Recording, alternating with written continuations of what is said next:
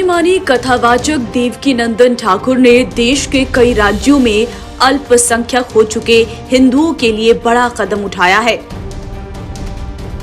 देवकीनंदन ठाकुर ने supreme court में राष्ट्रीय अल्पसंख्यक आयोग अधिनियम 1992 की धारा 2C की वैधता को चुनौती देते हुए जनहित याचिका दायर की है।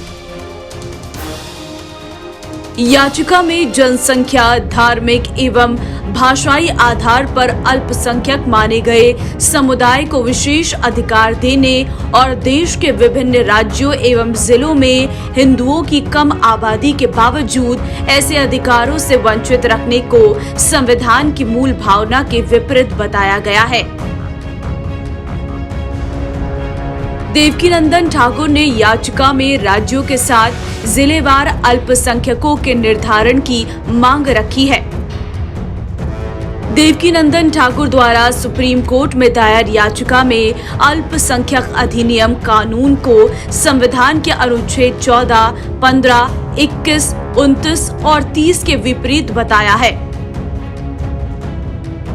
याचिका में बताया गया है कि 17 मई 1992 को अधिनियम के प्रभाव में आने पर केंद्र ने मनमाने ढंग से मुस्लिम, ईसाई, सिख, बौद्ध और पारसी आदि 5 समुदायों को अधिसूचित किया है, जबकि हिंदू धर्म के अनुयायी जो लद्दाख, मिजोरम, लक्षद्वीप, कश्मीर, नागालैंड, मेघालय, अरुणाचल प्रदेश, पंजाब, मणिपुर में वास्तविक अल्पसंख्यक हैं, राज्य स्तर पर अल्पसंख्यक की पहचान न होने के कारण अपनी पसंद के शैक्षणिक संस्थानों की स्थापना और संचालन नहीं कर सकती हैं। प्रिया कांतजू मंदिर संस्थापक देवकीनंदन की याचिका में राज्यों में विभिन्न धर्मों के अनुयायियों की संख्या के आंकड़े प्रस्तुत करते हुए चिंता जाहिर की है। याचिका में कहा गया है कि 9 राज्य में हिंदू अल्पसंख्यक हो चुके हैं, लेकिन फिर भी वो अपने पसंद के शैक्षणिक संस्थान नहीं खोल सकते। दायर की गई याचिका में अल्पसंख्यक कानून में हिंदुओं के साथ भेदभाव को असंवैधानिक बताते हुए इसकी समीक्षा करने की मांग की है। याचिका में राज्यों के साथ जिलेवार अल्पसंख्यकों के निर्धारण की मांग रखी गई है। याचिका में कहा गया है कि लद्दाख में सिर्फ 1%, मिजोरम में 2.75%, लक्षद्वीप में 2.77%, कश्मीर में 4%, नागालैंड में 8.74%, मेघालय में 11.52%, अरुणाचल प्रदेश में 29%, पंजाब में 38.49% और मणिपुर में 41.29% हिंदू हैं।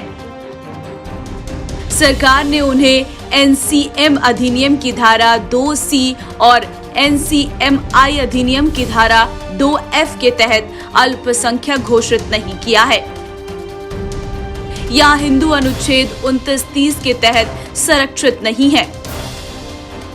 दूसरी ओर लक्षद्वीप में 96.58%, कश्मीर में 95%, लद्दाख में 46% मुस्लिम है।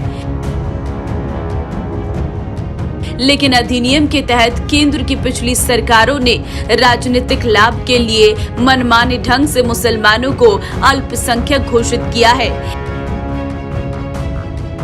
इसी तरह ईसाइयों को भी अल्पसंख्यक घोषित किया गया है, जबकि नागालैंड में 88.10%, मिजोरम में 87.16%, मेघालय में 74.59% ईसाई निवास कर रही हैं